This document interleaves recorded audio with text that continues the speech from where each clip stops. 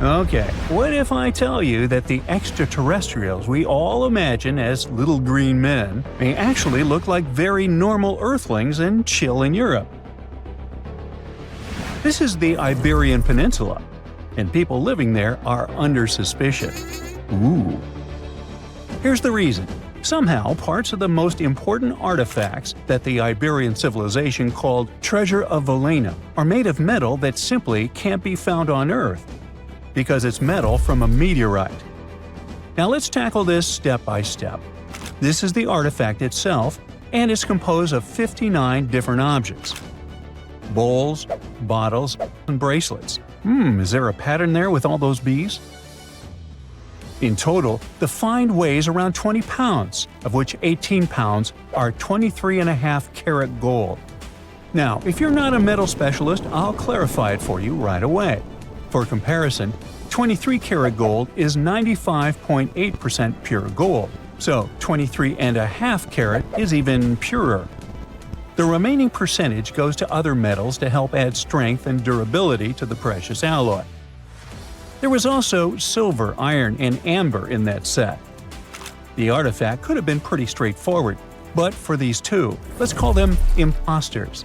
Look at this wrought iron bracelet and this hollow hemisphere. Can you see that?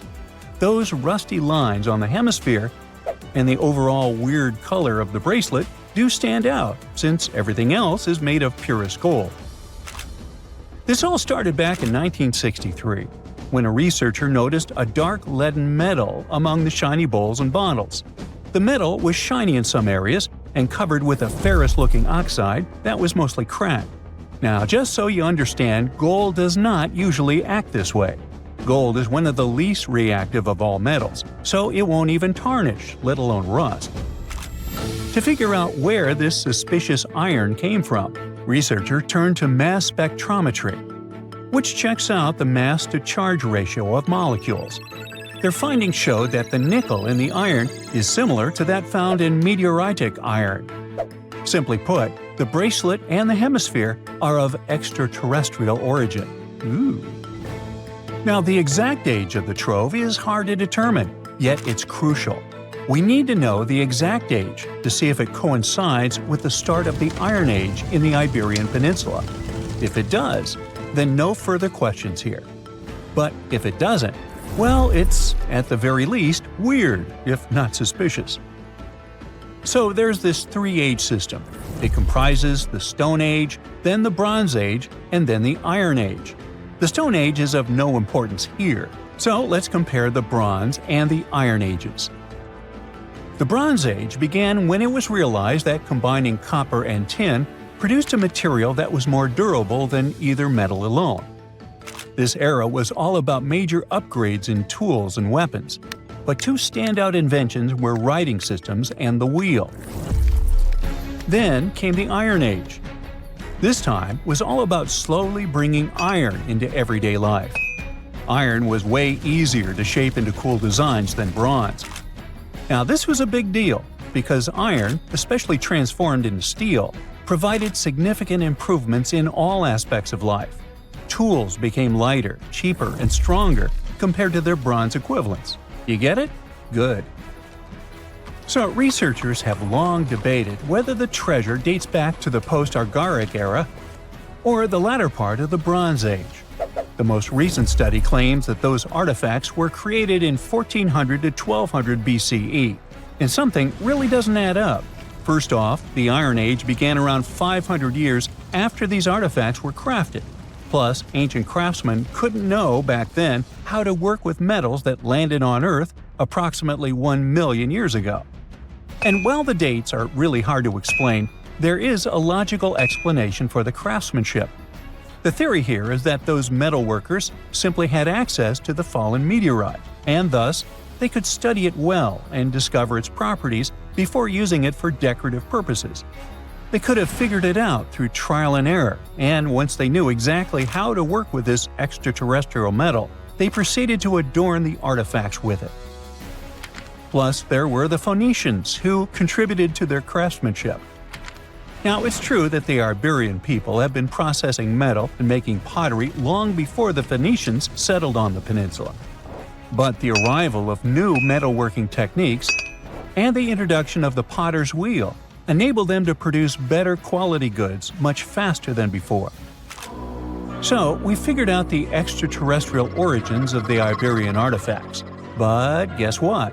This area is still under suspicion. The reason for that is the language they spoke. You see, for most modern languages people use today, there will always be some proto-language. Say for Italian, Spanish, and French, it's Latin, hence their similarities. But wait, Iberian was largely spoken where modern Spain is. So why isn't Spanish similar to it? Well, the truth is, no language today is similar to the Iberian. Maybe only the Basque language, but it's because of some similarities found in their numerical systems. Basque is classified as a language isolate, or simply unrelated to any other known languages, and the only language isolate in Europe. The Iberian language is unclassified. While the scripts written in it have been deciphered to various extents, the language itself remains largely unknown. And look at the alphabet the Iberians had. Looks like it doesn't really belong to our planet. But hold up, this one might be a bit of a stretch. When the Phoenicians came to the peninsula, they brought along their alphabet to the Iberians. But honestly, the Iberians probably weren't keen on just copying someone else's writing system, so they tweaked it until it looked completely different. Let's just say they took some inspiration and ran with it. While linguists can guess to some extent how most characters sounded, actually translating the language is still completely impossible. The Iberian language was non-Indo-European and faded away over 2,000 years ago. And there aren't any similar languages left to help us out. Super frustrating, right? Yeah. We got over 2,000 Iberian inscriptions from tombs, coins, potteries, lead plates, and even cave wall carvings. But aside from a handful of words, we're totally in the dark about what they mean. Now, if we could understand their language, we might have learned that they were great thinkers and all, but we can only contemplate the works of art they left. Iberian culture has a lot of amazing stuff made by talented artisans. We're talking about not just metalwork and ceramics, but also detailed sculptures, textiles, jewelry, and other personal bling. But here's the catch. Making all those luxury items depended a lot on a big farming class. At the heart of Iberian society, most folks were involved in farming and taking care of livestock. Depending on where you were, the types of farming varied. For example, up in the north, they were all about growing grains, while down in Valencia, they focused on producing olive oil and other agricultural aspects. In the west, raising animals was the name of the game. Still, we don't have much information about the day-to-day lives of the many people doing this essential work. Yet, on the flip side, we know a lot about the upper class of Iberian society, who control these agricultural resources and hire the artisans. By the 7th century BCE, we start to see a group of Iberian princes who were living the good life, trading with the Phoenicians and enjoying fancy luxury items. You can spot this elite class in their burial practices. Cremation was the go-to method for funerals among the Iberians, and wealthy individuals were often found in cemeteries with all sorts of lavish goods and funerary sculptures that give us a peek into the fashion and hairstyles of the rich. Interestingly, starting in the 6th century BCE, there was a noticeable drop in the number of recognizable burials, which suggests that these elaborate funeral customs became more exclusive to a small elite. Meanwhile, the fate of the majority, farmers, artisans, soldiers, and laborers, who made up a big chunk of the population, remains a bit of a mystery. It used to be a pretty advanced civilization, but it vanished without a trace. Researchers think it could have been due to some massive earthquake. But so far, we don't know for sure. You'll never believe this. Wait, maybe you will. Scientists have discovered stolen treasures worth $138 million on the ocean floor near Madagascar. Well, whatever. Let's be honest. It gives you little pleasure to hear about treasures that you'll never get. However, the story surrounding this find is just like an action movie. So here's the scoop about it. So let's see. Well, count them. 400 precious stones, including 110 diamonds and 250 emeralds, gold and silver bars, expensive silk, coins, relics, and many other valuable items. Even now, it seems like a jackpot. But for the 18th century, it was a real fortune, about $138 million by today's standards. In early 1721, sailors loaded all this stuff into a Portuguese treasury ship called the Nossa Senhora do Cabo. That's a mouthful. The Viceroy of Goa and the Archbishop of Goa also stepped on board. After that, the vessel sailed from Goa to Lisbon. The ship had not only economic but also diplomatic value. You probably already feel that something bad is going to happen to the boat. Well, good guess. Now, go buy a lottery ticket. During the voyage, the ship faced a severe storm. The waves rocked the ship and flooded it with water. The wind shook the masts. To increase their chances of surviving, the ship's crew needed to reduce the weight. Therefore, they began to dump their cargo into the sea. There were artillery shells among this cargo, and they were necessary for protection in case of enemies.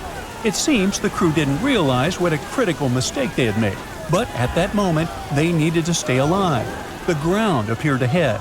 It was the island of Réunion. There, the ship waited out the storm and was ready to move on.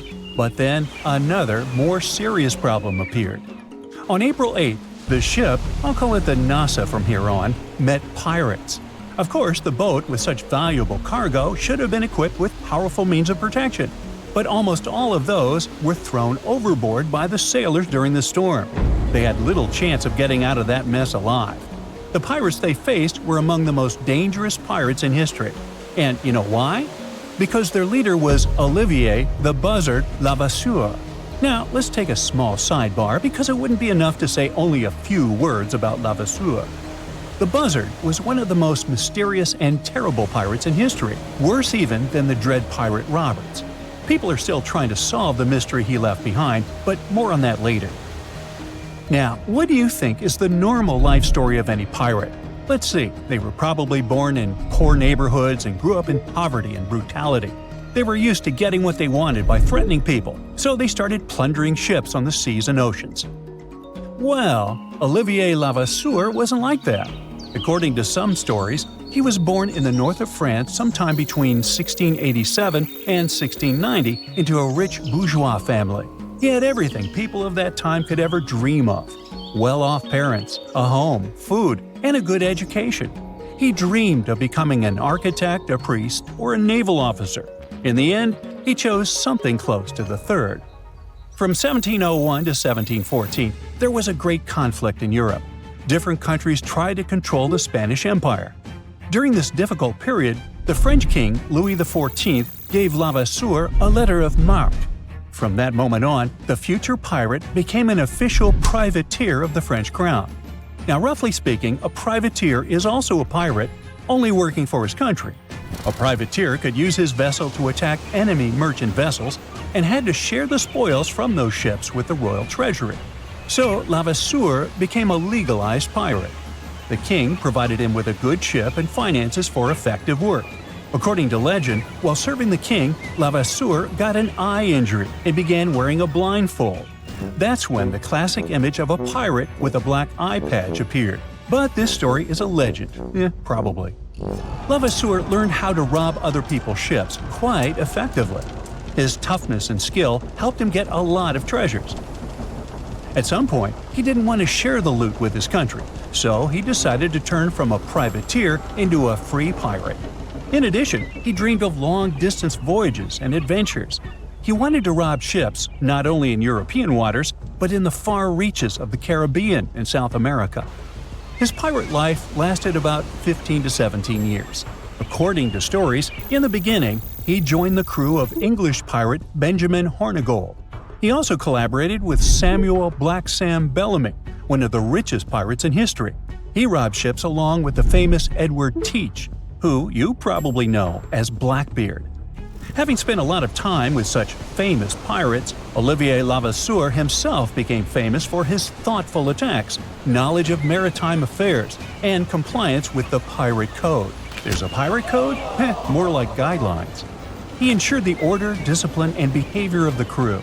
Thanks to this, he managed to commit one of the most daring robberies in history during the encounter with a Portuguese ship, Nasa, etc. So the pirate hijacked the ship and grabbed all its goodies. The Viceroy of Goa and the Archbishop of Goa were also captured.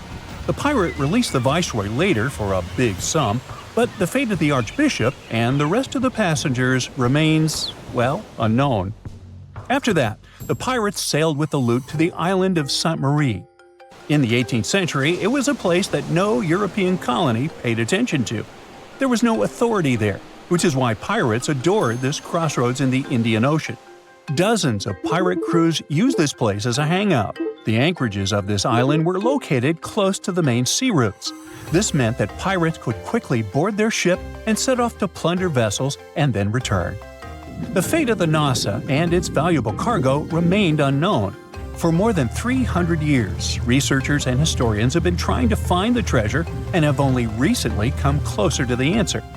The shipwreckage was found near the island of Nosi Baraha in a harbor about 400 miles west of the place where the pirates had attacked the ship. Using sonar and remote sensing, experts created a map of the seabed and found fragments of a ship similar to the wreckage of the Nasa. They also found artifacts nearby. There were many wrecks of other ships in this region, so it took more than 2 decades to identify the find. Fortunately, the scientists were able to confirm that they had found the legendary ship. They discovered more than 3,000 objects and fragments that indicated that the wreckage belonged to the merchant vessel. Chinese porcelain, sculptures, ceramics, European coins, African shells, exotic spices – all this ended up on the seafloor.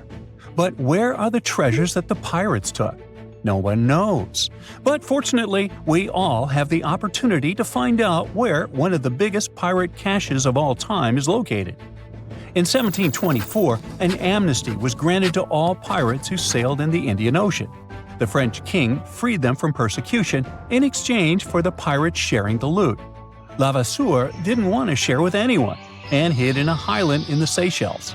From that moment on, the hunt began for him. Levasseur managed to hide from the French authorities for several years, but then he was caught in Madagascar. On his last day, July 7, 1730, Levasseur ripped a necklace off his neck and threw it to a crowd of people. He said, "Find my treasure, the one who may understand it." The necklace contained a mysterious cipher which, according to the pirate, could lead to his hidden treasure. The cargo of the Nasa, worth $138 million, was far from the only loot. But where can we find all of it? Well, people are still trying to solve the mysterious cryptogram of Levasseur. However, many think that the story about the cipher is a fake. The first reports about it appeared only in the 1930s, so maybe it's all made-up rumors. Or… You'll never believe this. Wait, maybe you will. Scientists have discovered stolen treasures worth $138 million on the ocean floor near Madagascar. Well, whatever. Let's be honest. It gives you little pleasure to hear about treasures that you'll never get. However, the story surrounding this find is just like an action movie. So here's the scoop about it. So let's see. Well, count them. 400 precious stones, including 110 diamonds and 250 emeralds, gold and silver bars, expensive silk, coins, relics, and many other valuable items. Even now, it seems like a jackpot. But for the 18th century, it was a real fortune, about $138 million by today's standards. In early 1721, sailors loaded all this stuff into a Portuguese treasury ship called the Nossa Senhora do Cabo. That's a mouthful. The Viceroy of Goa and the Archbishop of Goa also stepped on board. After that, the vessel sailed from Goa to Lisbon. The ship had not only economic but also diplomatic value. You probably already feel that something bad is going to happen to the boat. Well, good guess. Now, go buy a lottery ticket. During the voyage, the ship faced a severe storm. The waves rocked the ship and flooded it with water. The wind shook the mast. To increase their chances of surviving, the ship's crew needed to reduce the weight. Therefore, they began to dump their cargo into the sea. There were artillery shells among this cargo, and they were necessary for protection in case of enemies. It seems the crew didn't realize what a critical mistake they had made, but at that moment, they needed to stay alive. The ground appeared ahead. It was the island of Réunion. There, the ship waited out the storm and was ready to move on. But then, another, more serious problem appeared. On April 8th, the ship, I'll call it the NASA from here on, met pirates. Of course, the boat with such valuable cargo should have been equipped with powerful means of protection. But almost all of those were thrown overboard by the sailors during the storm. They had little chance of getting out of that mess alive. The pirates they faced were among the most dangerous pirates in history. And you know why? Because their leader was Olivier the Buzzard Levasseur. Now, let's take a small sidebar because it wouldn't be enough to say only a few words about Levasseur. The Buzzard was one of the most mysterious and terrible pirates in history, worse even than the dread pirate Roberts. People are still trying to solve the mystery he left behind, but more on that later. Now, what do you think is the normal life story of any pirate? Let's see, they were probably born in poor neighborhoods and grew up in poverty and brutality. They were used to getting what they wanted by threatening people, so they started plundering ships on the seas and oceans. Well, Olivier Levasseur wasn't like that. According to some stories, he was born in the north of France sometime between 1687 and 1690 into a rich bourgeois family. He had everything people of that time could ever dream of: well-off parents, a home, food, and a good education. He dreamed of becoming an architect, a priest, or a naval officer. In the end, he chose something close to the third. From 1701 to 1714, there was a great conflict in Europe. Different countries tried to control the Spanish Empire. During this difficult period, the French king, Louis XIV, gave Levasseur a letter of marque. From that moment on, the future pirate became an official privateer of the French crown. Now, roughly speaking, a privateer is also a pirate, only working for his country. A privateer could use his vessel to attack enemy merchant vessels and had to share the spoils from those ships with the royal treasury. So Levasseur became a legalized pirate. The king provided him with a good ship and finances for effective work. According to legend, while serving the king, Levasseur got an eye injury and began wearing a blindfold. That's when the classic image of a pirate with a black eye patch appeared.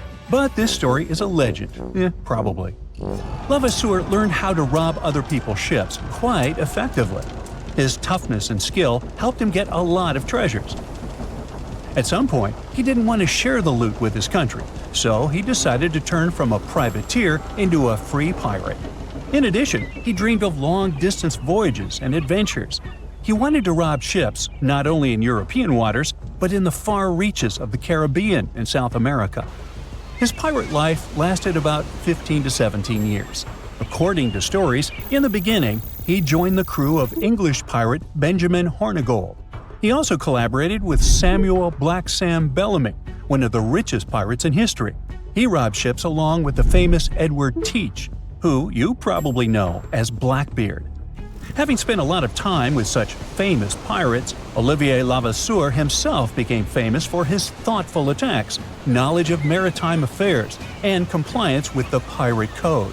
There's a pirate code? More like guidelines. He ensured the order, discipline, and behavior of the crew.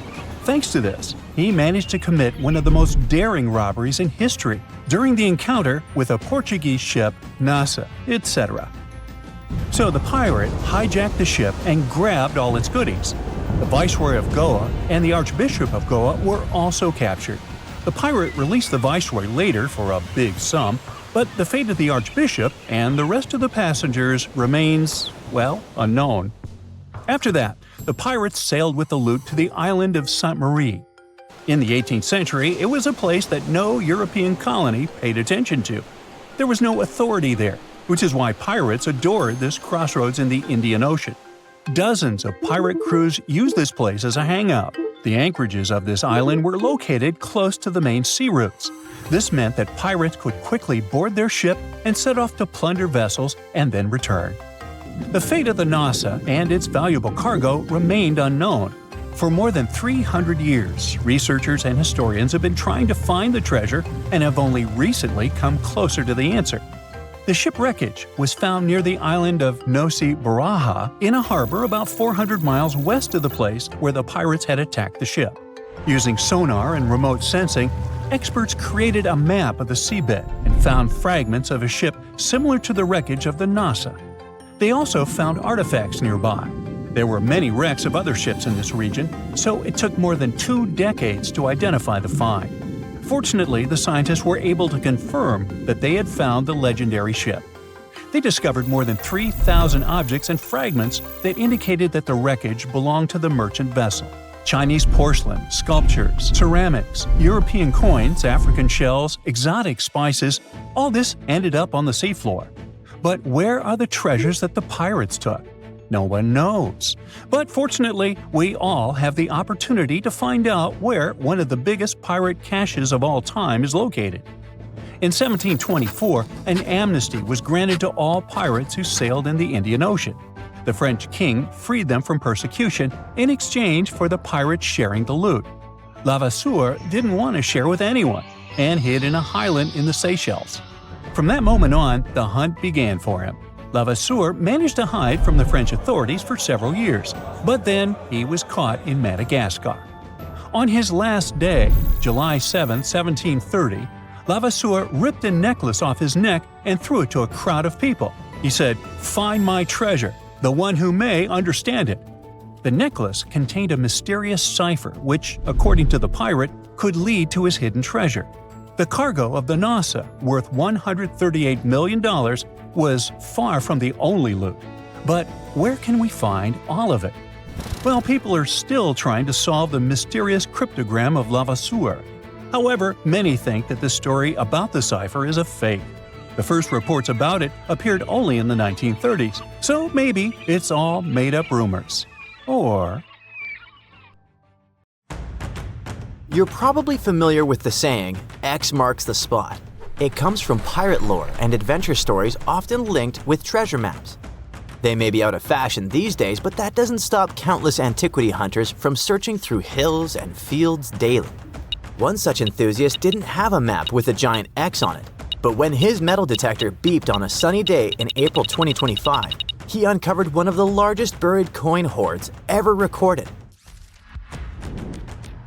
So, what kind of treasure are we talking about here, and what makes it so unique? The discovery was made by Romanian hobbyist Marius Manghia, who says he just wanted an excuse to get some exercise and fresh air. During one of those walks with his metal detector in a location 30 miles southwest of Bucharest, the device picked up a signal. As he began to dig, he found a handful of silver coins just beneath the surface. Though oxidized, they seemed remarkably well preserved. Oxidation happens when metal reacts with air or moisture over time, causing it to change color, darken, or develop a crusty surface. Just like a sliced apple darkens when exposed to air if left out too long. The pile of coins grew quickly. Soon, it was obvious they were all packed into a ceramic jar. The final count was nearly 1,500 silver denarii, Roman coins likely buried around 1,700 years ago. However, these denarii date from the reigns of emperors Nero to Marcus Aurelius, covering over a century during the Roman imperial period, which means they're almost 2,000 years old. The presence of coins from multiple emperors suggests that the wealth was accumulated over many years. The Roman money system had a bunch of different coin types, so finding only silver denarii in the stash is a bit odd. It would be like burying $15,000 in cash, but all of it $10 bills. It could mean that the original owner was a trader. Maybe he was hiding his profits during dangerous times. Perhaps it was simply someone's life savings. Depending on the emperor and the period, the value of denarius fluctuated quite a bit, so 1,500 denarii could have been either a comfortable retirement fund or not nearly enough. In the 1st century, one silver denarius could get you 12 loaves of bread, and if you have 5 of them, you could buy an amphora full of wine. An amphora was a large 2-handled ceramic jar used to store and transport wine, oil, or grain, and it seems to be the type of vessel in which this treasure was buried. Though amphorae were made in many different shapes and sizes, the Romans eventually standardized them as a unit of measurement, with one amphora being roughly equal to 7 gallons of liquid. The spot where the jar was buried wasn't tampered with. This might indicate that the hoard remained undetected all this time, but the amphora had already been broken when it was found. But why would it be broken, and what could that mean? While the exact cause of the breakage has not been explained yet, archaeologists say it may have been broken on purpose as part of a protective ritual before burial. In some ancient cultures, ritual vessels were deliberately damaged as a symbolic act. Maybe it means the jar had done its job, either as an offering to the gods or to keep someone from stealing it. You can have my silver, but I'm not giving you my precious jar. However, such rituals were not common in Roman culture, so it's a mystery for now. Perhaps it broke because the jar contained silver while being exposed to 2 millennia of soil pressure, freeze-thaw cycles, root growth, or a blind mole rat trying to find its way around. Although the amphora and its silver are now being preserved and examined by experts, their discoverer almost ended up unrewarded. After finding the hoard, he had to notify the police so they could secure the site. However, he was under pressure because in Romania, you have 72 hours to report any significant historical find. Unfortunately for Mr. Mangiac, he ran into a problem since it was a holiday and the offices he needed to contact were closed. He spent the following 2 days meticulously photographing every single coin before finally being able to present his findings to the authorities. While the exact amount of prize Mr. Mangiac might receive isn't publicly known, Romanian law typically awards 45% of a discovery's appraised value to the finder. Not a bad outcome for what started as a casual walk with a metal detector. Meanwhile, the site itself had been declared an archaeological zone, and any future digging will be done under expert supervision, which means that this story might have a follow-up one day. But for now, let's focus on what makes metal detectors beep and see if there are more hidden troves to be found around the world. Today, most hobby-grade detectors rely on something called VLF technology, where VLF stands for very low frequency. When you sweep the detector over the ground, its coil sends out an invisible magnetic field. If something metallic is within that field, for example a nail, a discarded wedding ring, or ancient Roman silver, it bounces back a signal. The device picks that up and beeps to let you know something's there. The stronger the signal, the closer or bigger the object probably is. Basically, it's using electromagnetic induction to make buried metal respond, like calling into a cave and listening for the echo coming back at you. Fun fact, bats use a similar principle to detect what's in their environment, but with sound. It's called echolocation. If you yell in a cave and disturb a bat, it might send out high-pitched clicks that bounce off objects and return as echoes, helping them pinpoint everything around them. Doesn't matter if it's a tiny insect or a pesky human in complete darkness. Metal detectors use magnetic waves. Bats use squeaks and echoes. Now, if all this got you curious about grabbing a detector yourself, what are some major locations to consider? Mr. Mangiac simply went for a walk, but for many, it's a rewarding hobby that helps history and also pays off well. And not just in Romania, but all over the world. In the UK, regions like Norfolk, Suffolk, and Lincolnshire have become hotspots where enthusiasts regularly uncover Roman coins, Viking relics, and medieval artifacts. During the Iron Age, burying valuables was a common practice. Some researchers think it was done as a way of storing valuables. Others think it was part of a ritual. But either way, many of those hoards could still be there. France also has plenty of stuff hidden beneath the ground, including ancient Roman and Gallic treasures. In the Netherlands, someone recently uncovered a fragment of an extremely rare Viking sword. Scotland is no exception either, and findings like Peebles' hoard give additional insights into the Bronze Age. If you don't feel like venturing alone, there are organized metal detecting tours available in various countries, offering guided access to historically rich sites. That's if you're planning to search for lost relics. But what if you want to bury your own treasure chest and hide it from a metal detector? How far do you need to dig? Most hobby-grade detectors can spot a large object close to 3 feet deep. Smaller stuff like coins, just 6 to 8 inches. We also have to take into consideration that wet ground can actually boost detection. It helps signals travel better and makes buried metal easier to spot. On the other hand, professional, expensive detectors that use advanced technology can detect large metallic targets at depths of almost 100 feet, especially on a rainy day. But unless you bury your chest in a strategically important place, odds are it'll stay uncovered. Just don't forget to mark the spot on your map with an X. For years, the world's most valuable shipwreck was just a legend, until now. It has finally been found, and among the wreckage was a real treasure worth $1.1 billion. To understand this better, we need to go back to 1622. That year, the mighty Spanish galleon Nuestra Señora de Atocha set sail from Havana, packed with riches belonging both to King Philip IV of Spain and to the wealthy members of the crew. We're talking about gold, silver, copper, and emeralds from Colombia, Peru, Mexico, and Venezuela. The cargo was so large, totaling more than 40 tons, and so vast that it took 2 months to transport it to the ship. The ship was also packed with people. There were 265 people on board. At first, everything went well, but then came the Florida Straits and trouble. The crew found themselves lost in the night that was not only cold, but also stormy. And before long, they were facing a powerful hurricane. The wind tore the masts apart. Giant waves destroyed the rudder. And soon, the Atocha was sinking toward the darkness of the seabed. The disaster that night meant a huge loss of wealth for King Philip IV. But even worse was the loss of life. Of the original 265 crew members, only 5 survived. They managed to climb up the mizzen of the ship, the only part that remained above water. With all that treasure gone, the Spanish were quick to spring into action and devised a salvage operation. 5 ships were sent to recover the cargo. The plan seemed simple and easy. After all, the hatches were securely locked, so the treasure could still be there. But almost immediately, things went wrong. For example, one of the 5 ships ran aground before it could even begin its journey.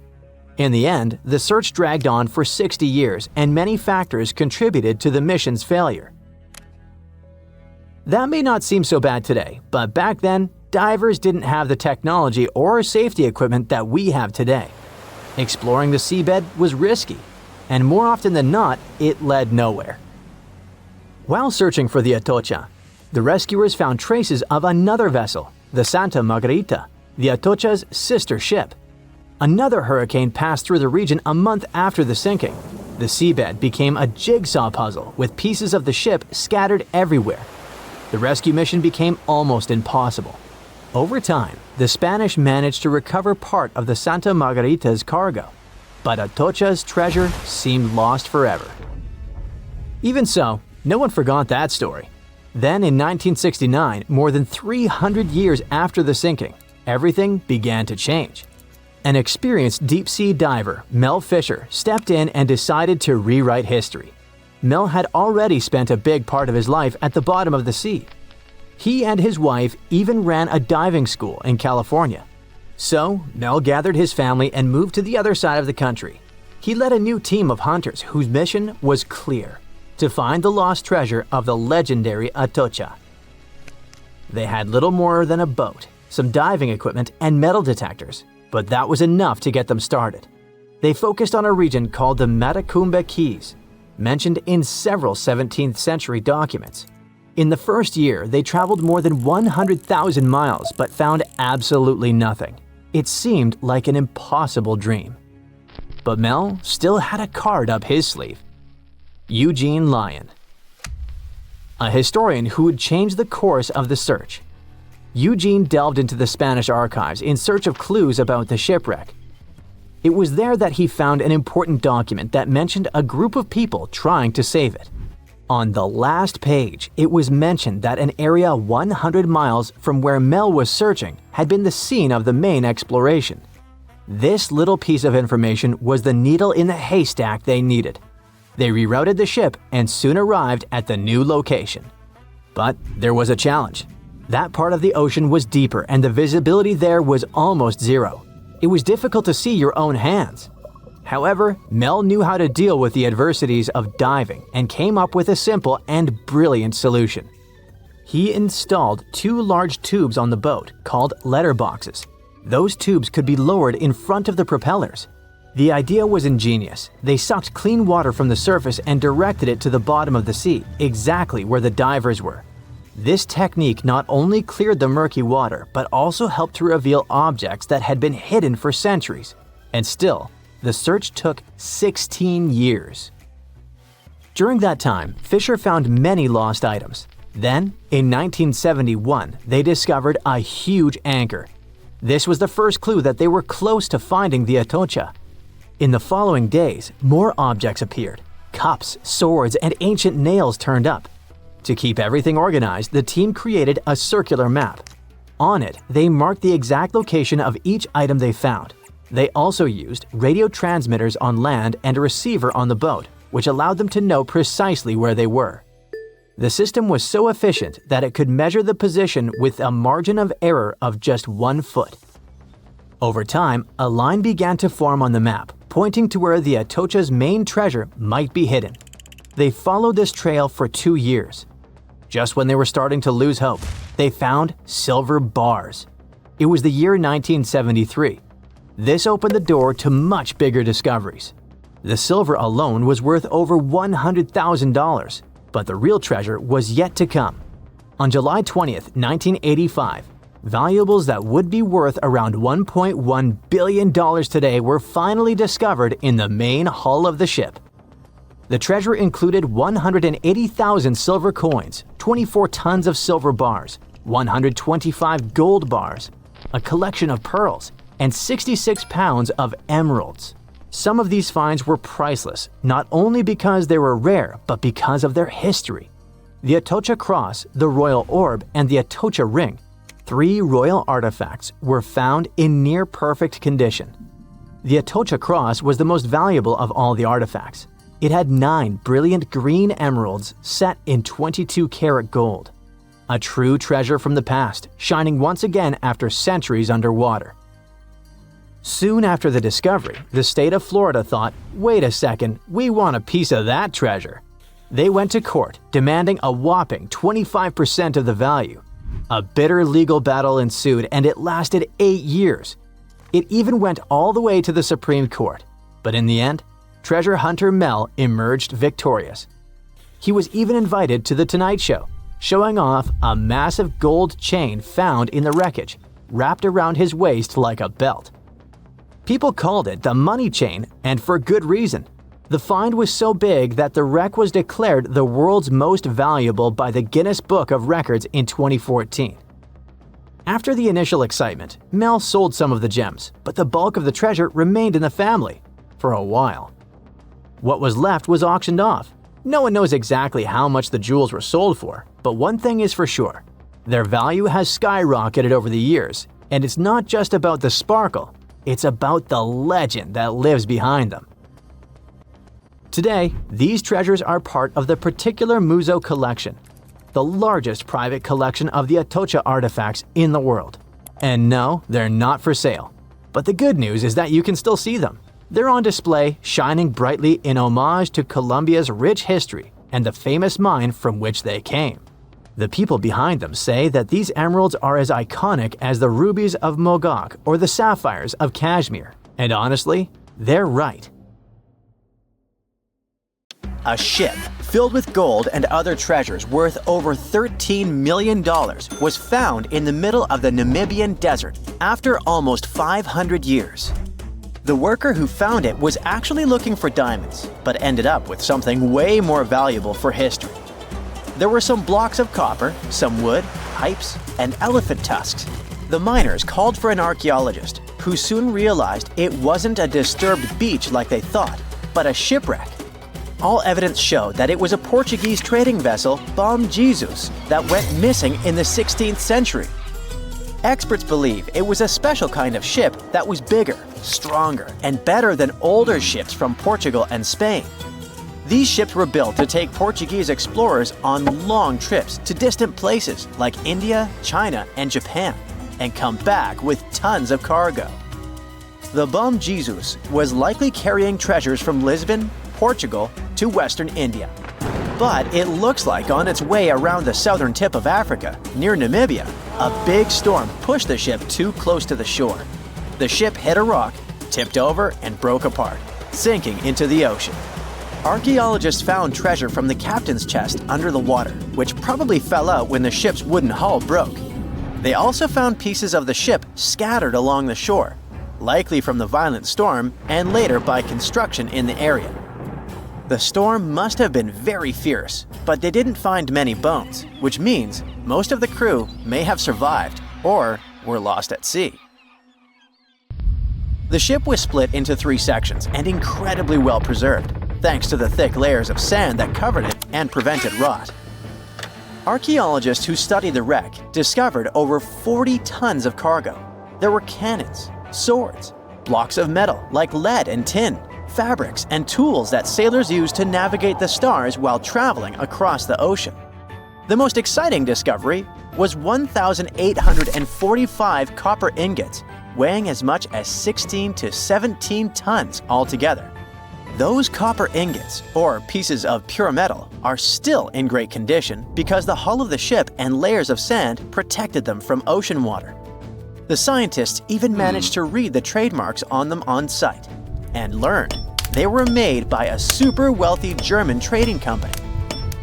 There were also more than 2,000 shiny gold and silver coins from different countries, and 105 enormous elephant tusks weighing about 2 tons. The tusks were likely supposed to become luxury items, like jewelry or carvings at the destination. Archaeologists took some DNA samples from the tusks and found that they came from West African forests and savanna elephants. Researchers were lucky that the ship was found in a restricted diamond mining area. No scavengers were able to get their hands on the treasures. The Bom Jesus remains the oldest and most valuable shipwreck that was ever discovered off the western coast of sub-Saharan Africa. Another shipwreck recently found by accident was buried under a 10-foot tall sand dune near the Caspian Sea. Some people call it the world's largest lake, and it has water levels that rise and fall over time because of the changes in weather patterns. These changes can move sand and uncover things like this shipwreck and other treasures along the coast. As the dune slowly disappeared, the ship started to show. Before digging it out, scientists worried that waves from the sea might damage the wreck. To protect it, they built a wall using thousands of sandbags to keep the waves away. When the ship was uncovered, they discovered it was a 3-masted, 92-foot-long merchant ship with a strong double hull. Wood samples showed the ship was built in the 18th to 19th century using trees like Scots pine, spruce, and larch from the Volga River area or the Caucasus. They even found buckwheat and plants from the same region, which were probably traded or used to feed the sailors. It proves that the ship was part of a group of merchant ships that once sailed the Caspian Sea. An amateur fisherman who was 20 feet under the sea off the coast of Turkey noticed some huge metal remains. He had an underwater camera, so he made footage of the discovery and took it to scientists. They immediately started an investigation and learned that it must be a shipwreck from the first decades of the 20th century. It could be one of the Ottoman Empire ships that had an important mission to deliver supplies, but disappeared without a trace. Scientists got permission to study this Black Sea wreck in detail to learn more about its mysteries. They're hoping to find its shipyard documents to find some answers, as the ship itself is in terrible condition and is tricky to work with. Robot submersibles that belong to an oil and gas company noticed hundreds of intact ancient storage jars sitting on the seabed in the eastern Mediterranean. Experts think those jars are 3,300 years old. This makes the find the oldest shipwreck from the deep sea. The jugs were probably used to store oil or other agricultural products like fruit. This proves that the people who made them organized maritime trade and had incredible navigational skills.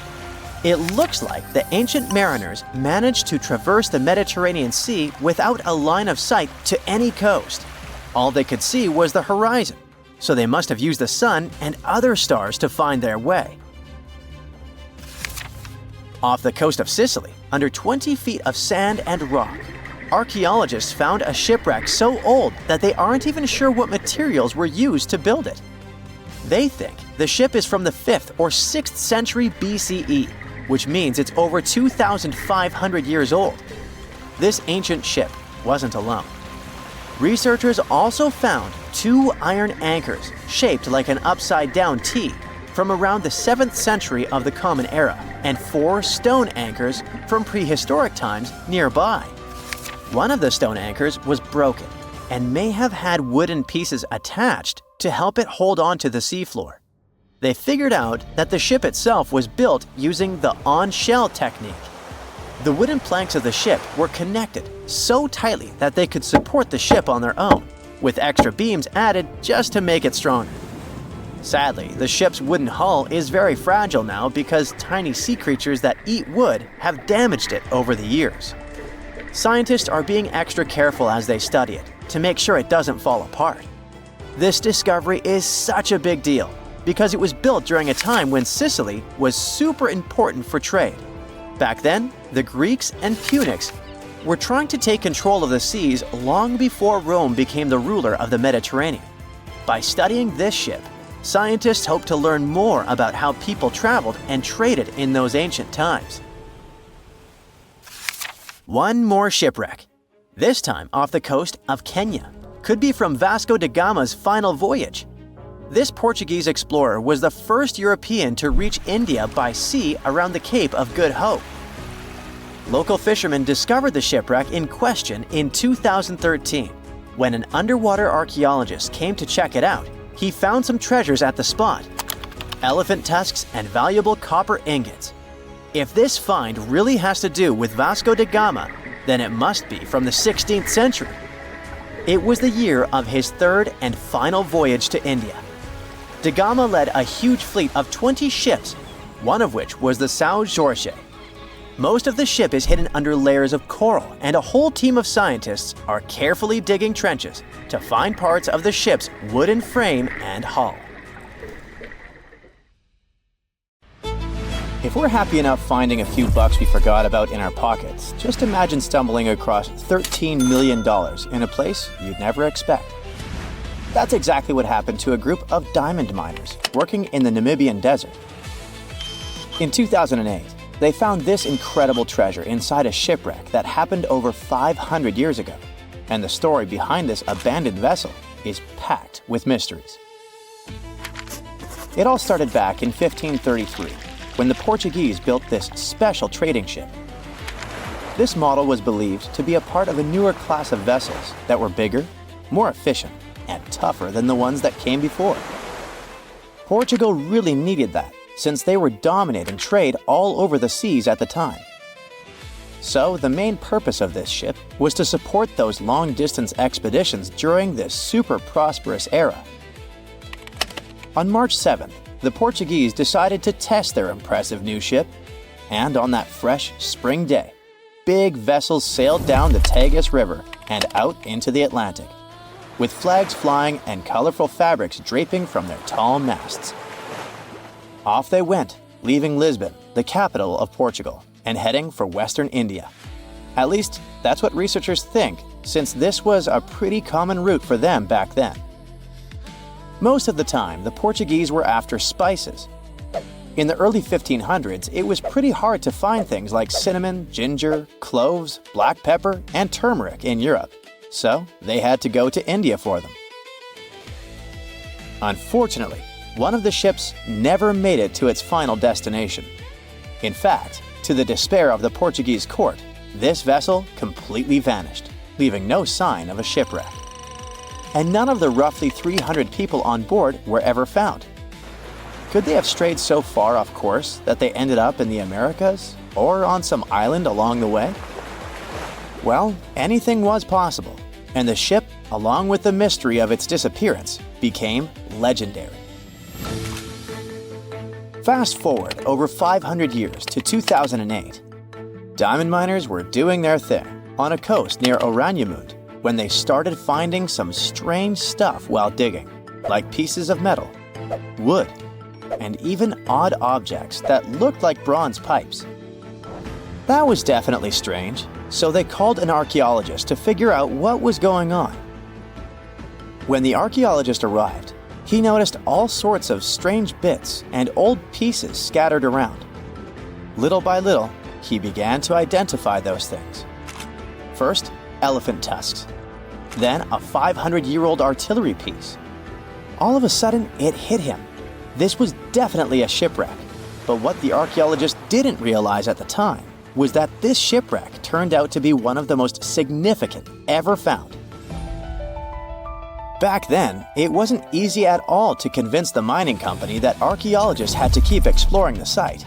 But thankfully, they managed to, because on the 6th day of searching, they spotted a treasure. And they literally filled their hats with over a 25-pound mixture of Spanish and Portuguese gold coins. Turns out, this old abandoned ship was loaded with gold, tin, ivory tusks, and over 40,000 pounds of copper ingots when it met its watery and tragic end. In fact, specialists believe that the copper ingots played a key role in keeping the wreck so well preserved. The first reason is kind of obvious. The copper ingots weighing everything down, keeping the shipwreck remnants at the bottom of the ocean. And that was great, as 5 centuries of storms and waves would have washed everything away. But copper ingots were also important for another reason. Fish and other sea creatures might feast on wood, jute sacks, and leather shoes. But copper really ruins their appetite, which means a lot of stuff survived those 500 years at the bottom of the sea that it really shouldn't have. So yeah, against all odds, the treasure was preserved and in excellent condition. The gold looked shiny and intact. While it's impossible to prove beyond a shadow of a doubt that they had just found the legendary Portuguese vessel, all the evidence points to the fact that, yes, they did. One piece of evidence comes from an old Portuguese book that says that between 1525 and 1600, 21 ships were lost on the way to India, and one of them actually sank somewhere near Namibia, getting lost on the turn of the Cape of Good Hope. Bingo! From that point on, experts have been going over the wreckage, measuring, photographing, and scanning the site millimeter by millimeter with a high-tech 3-dimensional laser scanner. Their goal was to figure out what happened to this ship, or at least get closer to the truth. The first question they had to answer was, why was this ship so close to the coast of Namibia? We're talking about great sailors who probably knew that that stretch of coast was famous for its storms and fog. What happened then? It seems that 4 months or so after its grand departure from Lisbon, the fleet was struck and scattered by a huge storm. So the most likely explanation is that the combination of bad weather and heavy cargo forced the captain to run the ship aground on purpose. According to one theory, he dropped the front anchors and slowly beached the ship. Then it hit an underwater rock in the surf, rolled over in the big waves, and all attempts to free it failed. It began to break apart, starting with the upper structure. At that point, the treasure chest fell out of the captain's cabin and sank down to the seabed. It eventually got crushed and pinned down, but it was also protected by a big piece of the ship's side that broke off when the hull fell apart. Okay, but what about the people on board?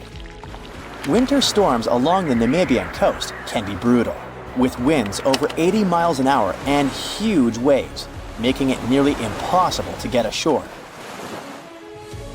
But if the storm calmed down at some point, it is possible that the shipwreck had survivors.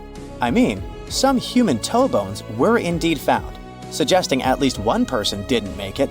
But these were the only human remains that were recovered. There weren't many personal belongings found either, which leads archaeologists to think that most people on board likely made it to land despite the ship breaking apart. But we can't really say this was a happy ending. Yes, most of them might have survived the shipwreck, but they ended up in one of the harshest places on Earth. An empty stretch of sand and scrub for hundreds of miles. It was winter, so they were cold, wet, and exhausted, with no hope of rescue. Nobody knew they were alive or where to find them. Plus, no ships were likely to pass by, since they were far off the usual routes. Going back to Portugal seemed impossible. After the first round of exploration, researchers found that the ship's remains were scattered across 3 large sections along the coast of Namibia. In the end, more than 40 tons of cargo were recovered from the site, and thousands of different artifacts were found and cataloged, including lead, tin, textiles, and even some astronomical instruments. So, you might be asking, who got the gold? I'll just say that it didn't go to the miners or the archaeologists. According to the researchers involved, every single coin was handed over to the Namibian government. After all, that is the usual procedure for random ships found on the beach. But this case wasn't that simple, as there is an exception to this rule. If the ship found is a state ship, the country that owns it has the right to receive the treasure. In other words, everything they found inside this old abandoned vessel actually belonged to Portugal, no matter that it all happened ages ago. But the Portuguese leaders apparently allowed Namibia to take the lot. If you come across a well in Portugal, resist the temptation to gaze into its depths. The inverted tower in the enigmatic city of Sintra sends chills through those who encounter it as it spirals down a daunting 88 feet into the underground. It certainly wasn't designed to collect water, yet its true purpose remains a closely guarded secret. Dating back to around 1904, this well could have been involved in a mysterious initiation tradition from the Knights Templar. The Templars had faded into history almost 6 centuries before the construction of this pit, but their enigmatic traditions were revived by later generations. So one theory says that candidates seeking to join the group back then had to confront their deepest fears by facing this well, descending its spiral staircase blindfolded. When they reached the bottom of the inverted tower, they removed their blindfolds and were faced with this frightening sight. The only way out of this dark labyrinth was to keep looking up and following the light. Now imagine yourself browsing the shelves of a used bookstore until you find a book with an alphabet you've never seen before. You decide to use an image translation app but find no matches. Intrigued, you buy the book. Then you show it to your friends and family, but nobody recognizes that alphabet. Rare book dealer Winfried Vonnig probably experienced the same frustration back in 1912 when he acquired what would later become the most enigmatic book in the world. The work is known today as the Voynich manuscript, and it's written entirely in an unknown language that no one has deciphered yet. The pages of this 15th century codex are filled with botanical drawings, but these aren't typical daisies or roses. In fact, they don't resemble any plant species that we know of. What makes things even stranger is the illustrations of unfamiliar constellations and women swimming in green baths. Delving deeper into the realm of mysterious texts, we set off on a journey to the Qumran Caves near the Salt Sea in the Middle East. In 1952, a team of archaeologists stumbled upon 2 scrolls made of highly oxidized copper at the site.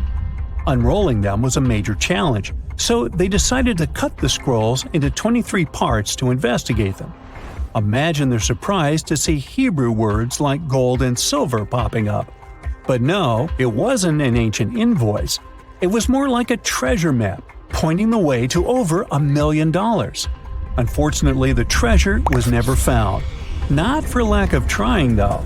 You see, the quest isn't as easy as it may appear. Some of the copper scroll's vocabulary is technical, and some geographical locations remain a mystery. There's also one last possibility. Perhaps it's all a work of fiction, like a pirate tale from the old days. People talk about Mona Lisa's almost haunting stare that seems to follow you no matter where you stand. But here's a quick question. Does she have eyebrows? You got it right if you said no, and her complete lack of eyebrows adds another layer of mystique to her gaze. The most common explanation is that beauty standards were different, and perhaps plucking the hairs above the eyes was a thing around 1503. But take a look at other Italian paintings from that time, like La Schiavona or Portrait of a Young Girl. Yep, eyebrows. So, not everyone was entirely pleased with this theory, like French inventor Pascal Cotte. He spent 3,000 hours analyzing scans of the painting to dig through all the layers of Leonardo da Vinci's masterpiece. Now he claims that the Mona Lisa once had eyebrows, but they disappeared over time due to cleanings and restorations. Some historians, however, still question his findings, which means that Mona Lisa's style, or lack of it, remains an unsolved mystery. So, you decide to travel to Rio de Janeiro, and everyone tells you that Sugarloaf Mountain is a must-see. When you spot the mountain from a distance, you realize that the stone has a cavity. But around noon, the whole view changes. The shadow in that cavity takes the shape of a bird, an ibis to be precise. A local legend links this bird shape to the ancient Egyptian deity Thoth, as if the ancient Egyptians once visited Rio de Janeiro and were somehow inspired by the natural phenomenon. But it's probably just a big coincidence. I mean, literally. The real mystery, however, lies in the waters around Sugarloaf Mountain. In the 80s, archaeologist Robert Marks got a tip from locals about a treasure hidden beneath Guanabara Bay. He dove in and found quite a few Roman amphorae, you know, those ancient vases with two handles. His discovery could potentially provide evidence of a Roman shipwreck that might have reached Brazil 17 centuries before the Portuguese even set foot there. However, he couldn't proceed with his research, and to this day, the idea of the Roman presence on Brazil's coast remains uncertain. The true location of Cleopatra's tomb isn't the only ancient Egyptian mystery. Many secrets are carved into the walls of ancient structures, like in the Temple of Seti I. Take a close look at this hieroglyph, and you'll notice that it resembles a modern-day helicopter. Look to the right, and you'll see an engraving that looks like a submarine. Odd, right? The most reasonable explanation for this has to do with the legacies of different rulers. When a new pharaoh came to power, they had their own hieroglyphs added over the original ones. But this is still a topic of debate, as some Egyptologists believe that these mysterious hieroglyphs may represent some kind of ancient technology. The same applies to the Dendera light. The image found in the underground passageway of the Hathor Temple is a subject of significant controversy in Egyptian history. Some researchers suggest that the inscription simply represents a rising sun, while others interpret it as evidence of some kind of modern lighting system. And it does indeed resemble Crookes' tube, one of the early experiments with electrical discharges. Although there's no concrete evidence of ancient Egyptians having modern electricity, some historians believe that this theory could help explain why many discovered tombs don't have any residues left behind from the use of oil lamps or candles. A lot has been said about the mysterious pyramids of Egypt, but many people tend to forget that other inexplicable structures had already existed even before them. Our next stop takes us to Turkey. The top of a hill known as Göbekli Tepe, near the city of Urfa, holds an ancient secret. It features more than 20 circular stone enclosures dated back over 11,000 years. Many of these have heavily carved stone T-shaped pillars adorned with eerie human figures with folded hands.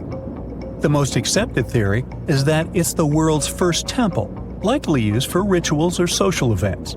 But the greatest mystery lies in how it was built, as this site existed before the domestication of animals or the use of metal tools.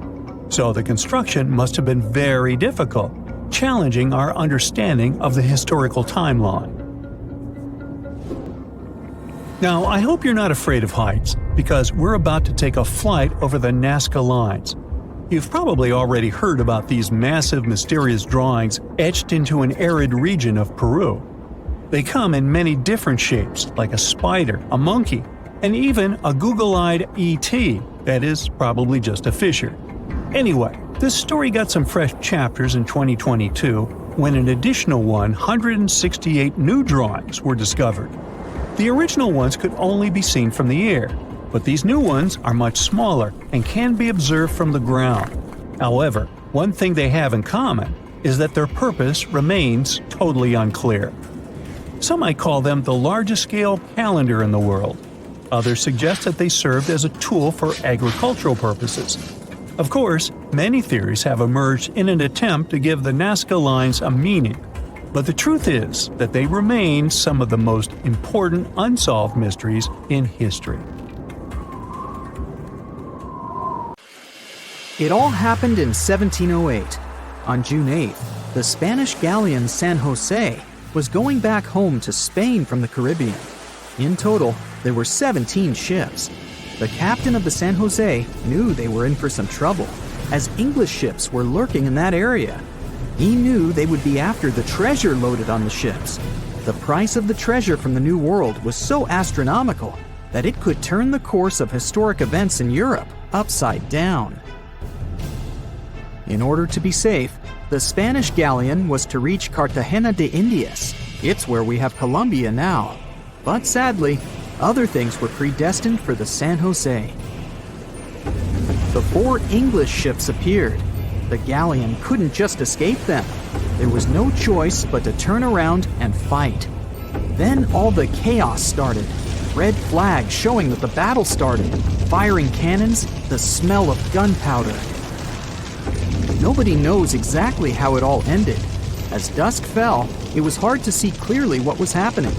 The only thing that remained in history was the sinking flagship San Jose. Then, silence.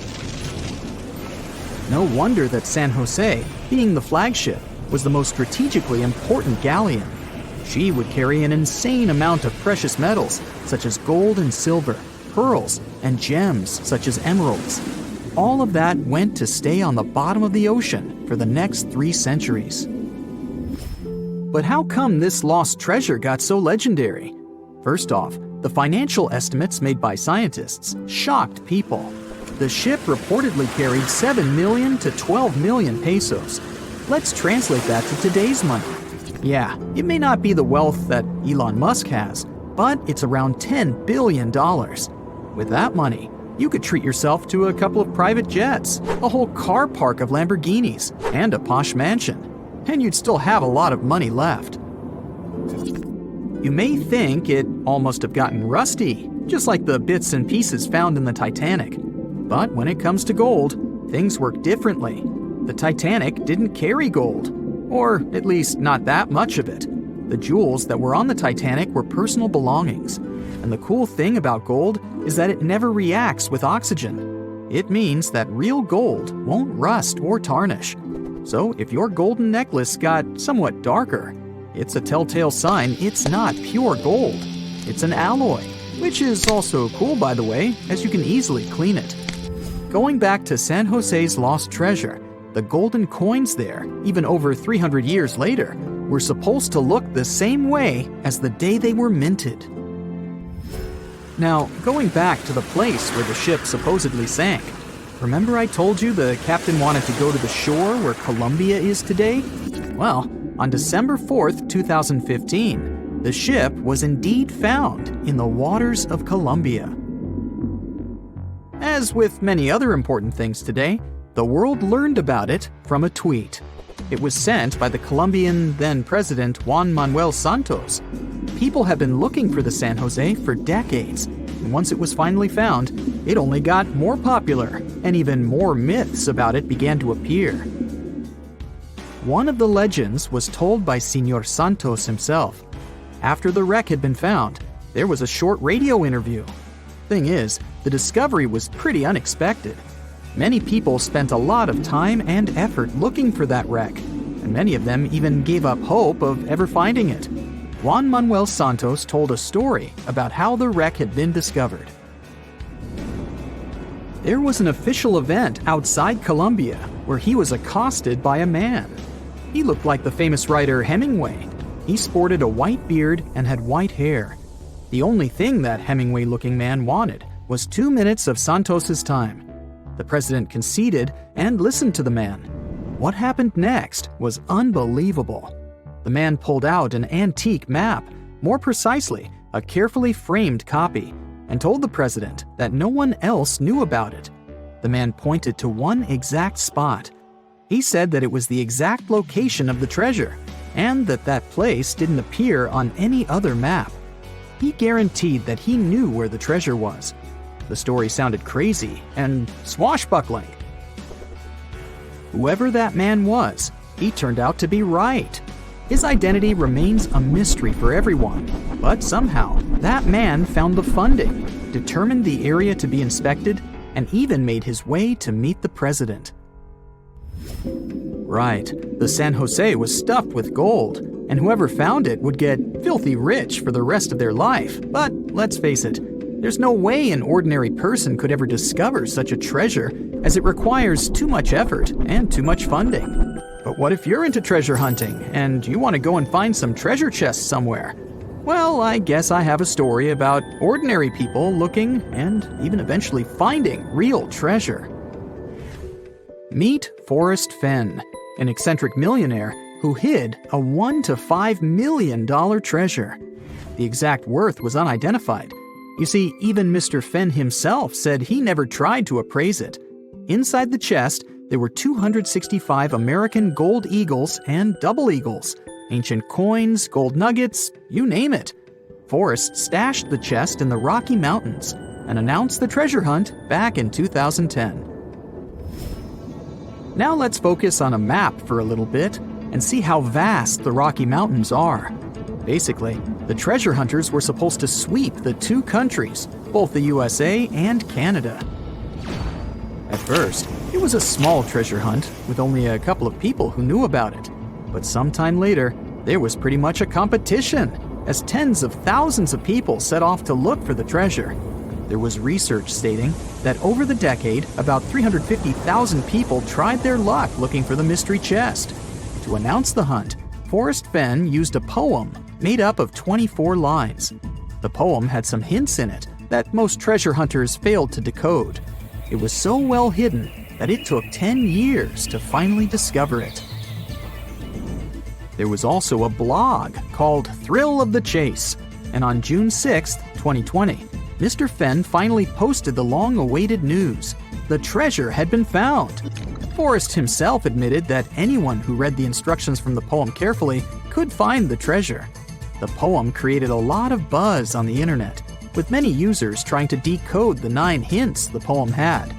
Some of them even suggested the possible keys to decode the puzzle. Those speculations might have helped the person who eventually found the treasure. At first, even Forrest Fenn himself didn't know who cracked all the codes in the poem, made it through the dense forest, and retrieved the chest. The lucky finder preferred to stay anonymous, and all we initially knew was that it was a man from the eastern United States. The winner sent a photograph to Forrest Fenn, and thus the treasure hunt was officially over. Sometime later, though, he revealed himself. It was Jack Stewart, a former journalist and medical student. The treasure was hidden under a canopy of stars in a forest in the Rocky Mountains. The vegetation there is lush, so the chest was hidden deep within. The chest had never been moved from the place where it was originally hidden. The exact location is still unknown, but we know that the treasure was hidden in Wyoming. Jack admitted that not all the advertised treasures were found in the chest. A small gold frog on a necklace and a Spanish emerald ring were missing. Forrest indeed found the frog in his collection and gave it to Stewart, but he failed to find the ring. The treasure hunt created by Forrest Fenn may seem extravagant, but he explained why he decided to start it. The only thing he claimed to have in mind was to give people some hope. Scientists have discovered a never-before-seen pyramid immersed in the sands of Judea. After a little digging, they discovered that it held treasures that had been untouched for over 2 millennia and historical secrets that we can only now access. At the Zohar Fortress site, 2,600 feet above the Dead Sea, archaeologists were searching for manuscripts that would provide new information about the history of the site.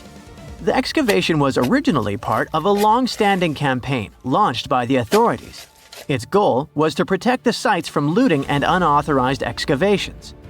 What they didn't expect was to find a pyramid-shaped structure built on top of a hill, made of hand-cut stones, each weighing hundreds of pounds. At first, the experts thought it was just a tomb, but they soon noticed the shape of the original walls and understood that the mound was a construction.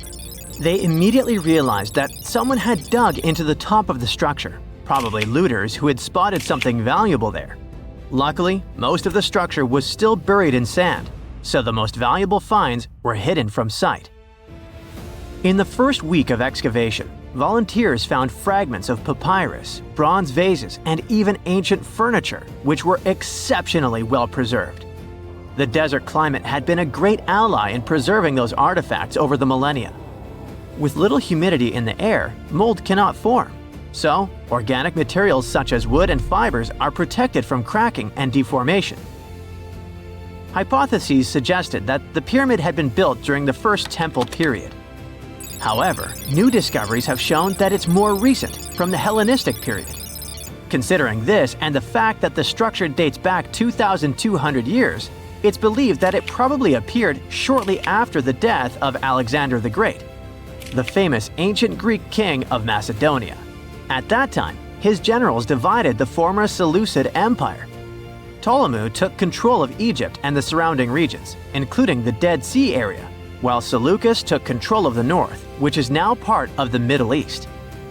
It's still not known for sure whether the pyramid was built under the rule of the Ptolemaics or the Seleucids. Both Ptolemaic coins and coins from the Seleucid kingdom have been found at the site. Even so, many scholars believe it was built when the region was under Ptolemaic control. Evidence also suggests that the building, despite its longevity, collapsed at some point. But that's not why it was abandoned by the ancient Egyptians, which begs the question of what purpose it was built for. Some believe it was used as a tomb due to its picturesque location on top of a hill. Others believed it may have served as a historical monument. However, one of the strongest theories is that the pyramid was a guard tower, protecting an important trade route along which salt and bitumen resources from the Dead Sea were transported to coastal ports. They also believe it may have been used by Ptolemaic officials to collect taxes from travelers. It would be something equivalent to our modern-day toll booths, or even port inspection agencies. Although the contents of the papyrus documents remain a mystery, it seems very likely they were written using the Greek alphabet, and some experts believe that they may have been tax documents, which would make perfect sense, given the theory that the pyramid was a guard tower. The team calls it a fascinating historical mystery that the dig is helping to unravel, but the find is just a grain of sand in an entire desert. The dig is part of a larger project that's been going on for a long time. And in the last 8 years alone, it has scanned 111 miles of desert cliffs and identified approximately 900 caves within that radius. Using rappelling equipment, advanced technology, and specialized documentation methods, archaeologists discovered thousands of rare items, such as hidden scrolls, woodworking tools, carpets, leather goods, and even treasures. For them, the Judean desert is an ancient vault just waiting to be opened to reveal its secrets. A few years before they found the mysterious pyramid, they discovered a cave that had served as a refuge for Jewish rebels almost 1,900 years ago. The site was about 262 feet from the top of a cliff, and because of its difficult access, it hadn't been explored yet. Inside, they found previously unpublished fragments of the Dead Sea Scrolls that contained religious passages written in Greek. 11 lines of text were reconstructed thanks to the good condition of the papyri. So, scientists were able to identify their etymological content. Probably the best thing, there was no problem with preservation. Thanks to the dry and hot conditions of the desert, The artifacts were in impeccable condition. And there were other historical treasures there. The teams found rare coins, a partially mummified skeleton over 6,000 years old, with skin, tendons, and even strands of hair. There was also a giant basket made of plant fibers, considered the oldest in the world, more than 10,000 years old. With a capacity of up to 26 gallons, it was made about 1,000 years before the invention of ceramics. Speaking of historical treasures, there's another one that has caught the attention of the scientific community. A small piece of fabric that is around 3,800 years old. But it's more than just simple fabric. Dyed with the rare scarlet paint mentioned many times in ancient religious texts, this find is the oldest known evidence of fabric painted with a dye made from insects, known as scarlet worms. This is where the intense red hue comes from. It was a highly valued color, like royal blue and purple, because those insects lived in oak trees and could only be harvested for a short period during the year. So, those dyes were reserved for sacred fabrics, such as priests' clothes, marking status and religious importance. And although this discovery had great significance for archaeology, its size was actually tiny, measuring less than 1 inch. The fragment was discovered in 2016 during excavations in the so-called Cave of Skulls, but it's not known exactly how this fabric got there. According to experts, it's evidence that people knew how to dye wool fibers already 3,800 years ago or so. It also provides us with proof that the ancient textile industry already used animals at about the same time people began to create written sources. Fabrics painted using this type of dye were recorded in more recent periods. But what makes this piece really special is the fact that it is much older than any other. Another important discovery was made in 1980, when scientists found a seed that was over 1,000 years old, which turned into a mysterious tree named Sheba. They spent 14 years cultivating this plant, which is now about 10 feet tall, only to discover later that it could belong to an extinct lineage of trees that had grown in the region.